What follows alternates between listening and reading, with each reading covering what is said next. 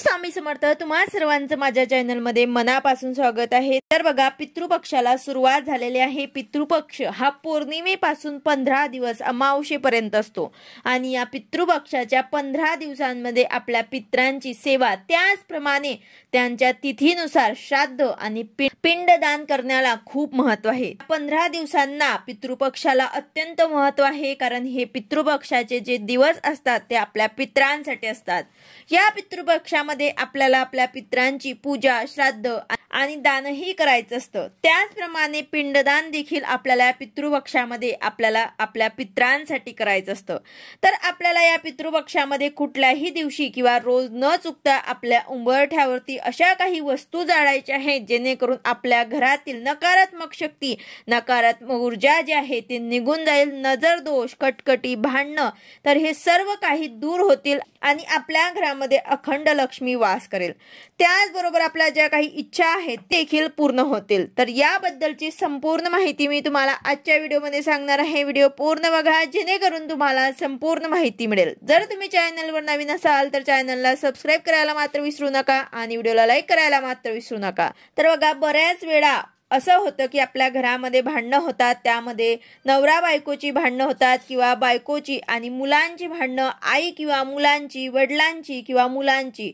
मुलं आपल्या आई वडिलांचं ऐकत नाही। बऱ्याच वेळेला आपण आपल्या गोष्टी सांगत असतो तरी देखील मुलं आपले त्या गोष्टी ऐकत नाही। त्याचप्रमाणे पती सुद्धा जे आहे ते आपले पती ऐकत नाही। आपण कितीही चांगल्या गोष्टी सांगितलं तरी सुद्धा आपले पती आणि आपले मुलं आपल्या गोष्टी ऐकत नाही आणि यामुळे वारंवार घरामध्ये भांडणं होत असतात, मतभेद, कलह होत असतात। तर या गोष्टी आपल्या घरामध्ये होत असतील तर आपल्याला हा एक उपाय आवर्जून करायचा आहे।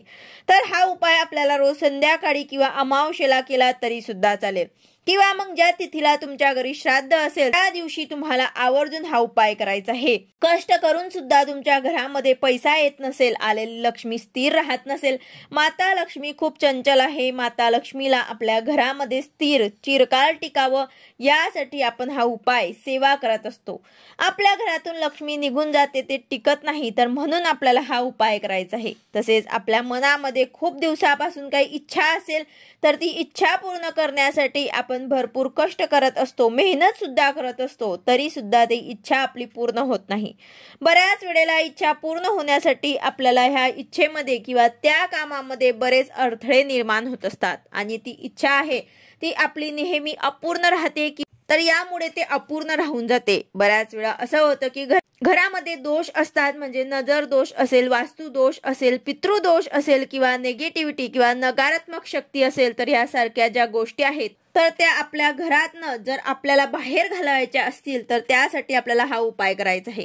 कारण हे जे दोष असतात ते आपल्या घरातल्या प्रत्येक व्यक्तीला सुद्धा लागत असतात आणि त्यामुळेच प्रत्येकाच्या कामामध्ये अडथळे निर्माण होत असतात। तर त्यामुळेच आपल्याला आपल्या घराच्या उंबरठ्यावरती संध्याकाळी रोज हा उपाय करायचा आहे। कारण घराचा जो उंबरठा आहे तो घराचा मुख्य दरवाजा असतो आणि या मुख्य दरवाजामधून अनेक चांगल्या गोष्टी येत असतात, अनेक वाईट गोष्टी सुद्धा यामधून येत असतात, नेगेटिव्हिटी येत असते, त्याचबरोबर पॉझिटिव्हिटी सुद्धा येत असते। तर अशा चांगल्या वाईट गोष्टी ज्या आहेत ते आपल्या घरामध्ये येत असतात आणि काही वाईट लोक सुद्धा आपल्या घरामध्ये प्रवेश करत असतात, काही चांगली लोक सुद्धा आपल्या घरामध्ये प्रवेश करत असतात।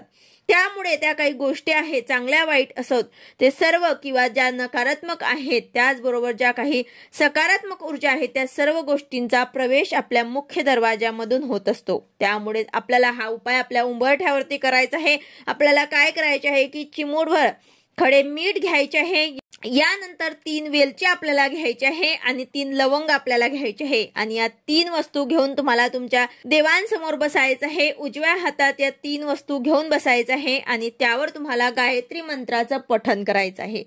108 वेळा गायत्री मंत्राचं पठण करा, किंवा शक्य नाही तर तुम्ही 24 वेळा सुद्धा म्हटलं तरी सुद्धा चालेल। आणि ह्या ज्या 3 वस्तू आहेत ते तुम्हाला तुमच्या घरातल्या प्रत्येक व्यक्तीवरून 7 वेळा उतरून घ्यायचे आहे। डोक्यापासून ते पायापर्यंत आपल्याला 7 वेळा उतरून घ्यायचे आहेत। अगदी लहान मुलांपासून तर मोठ्यांपर्यंत तुम्हाला त्या वस्तू उतरवून घ्यायच्या आहे आणि त्यानंतर तुम्हाला तुमच्या घरातील संपूर्ण भिंतींना तुम्हाला टच करायचं आहे, म्हणजेच तुमचं किचन रूम सगळीकडे त्या लवंग आहेत, त्या वस्तू ज्या आहेत ते तुम्हाला तुमच्या घरामध्ये भिंतींना टच करत घेऊन फिरायचं आहे आणि तो फिरत असताना तुमच्या मनामध्ये नामस्मरण करायचं आहे। या 3 वस्तू घेऊन तुम्हाला तुमच्या मुख्य दरवाजावरती यायचं आहे आणि घराच्या मुख्य दरवाजावरती सुद्धा तुम्हाला 7 वेळा ह्या 3 वस्तू उतरवून घ्यायच्या आहे। त्यानंतर एक वाटी किंवा प्लेट घ्यायची आहे, ज्यामध्ये तुम्ही कापूर जाळत असणार ते तुम्हाला प्लेट घ्यायची आहे। त्या तुम्ही पंती सुद्धा घेऊ शकतात। त्यामध्ये तुम्हाला 7 कापराच्या वड्या घ्यायच्या आहेत। जर तुमच्याकडे भीमसेनी कापूर नसेल तर तुम्ही साधा घेतला तरी सुद्धा चालेल, पण भीमसेनी कापूर जो आहे तो अतिशय उत्तम असतो। जे काही नकारात्मकता आहे घालवण्यासाठी भीमसेनी कापूर हा खूप महत्त्वाचा मानला जातो। त्यामुळे तुमच्याकडे जर भीमसेनी कापूर असेल तर तुम्ही नक्कीच तो घ्या, नसेल तर साधा घेतला तरी सुद्धा चालेल। आता यानंतर या कापरावरती या 3 वस्तू आपल्याला टाकायच्या आहे आणि या प्लेटमध्ये वाटीमध्ये तुम्हाला घ्यायचे आहे। कापूर जो आहे तो आपल्याला जाळायचा आहे। त्यानंतर तुम्हाला तुमच्या घरामध्ये पुन्हा एकदा वाटी किंवा प्लेट जे आहे ते फिरवायचे आहे। घरामध्ये फिरून झाल्यानंतर पुन्हा एकदा जेव्हा आपण घराच्या मुख्य प्रवेशद्वारावरती याल तेव्हा तुम्हाला तुमच्या घरावरून परत एकदा 7 वेळा ही जी प्लेट आहे ती उतरून घ्यायची आहे। घराच्या मुख्य प्रवेशद्वाराच्या बाहेर आपल्याला यायचे आहे, हे उंबरठ्यावरती आपल्याला ठेवायचं आहे आणि त्यानंतर आपल्याला हे जळेपर्यंत आपल्याला दरवाजा बंद करायचा नाही। तर असा अगदी छोटा उपाय तुम्हाला आवर्जून करायचा आहे। ह्या ज्या जळालेल्या वस्तू आहेत ते तुम्हाला झाडांना किंवा बाहेर अशा जागेवर टाकायचे आहे जिथे कोणाचा पाय पडणार नाही। अत्यंत प्रभावशाली उपाय आहे, जे काही अडचणी असतील ते नक्कीच दूर होतील। तर आवर्जून या पितृपक्षामध्ये हा छोटासा एक उपाय तुम्हाला नक्कीच करायचा आहे। व्हिडिओ आवडला असेल तर लाईक करा, शेअर करा, सबस्क्राईब करा। भेटूया अशाच नवीन व्हिडिओ सोबत। श्री स्वामी समर्थ।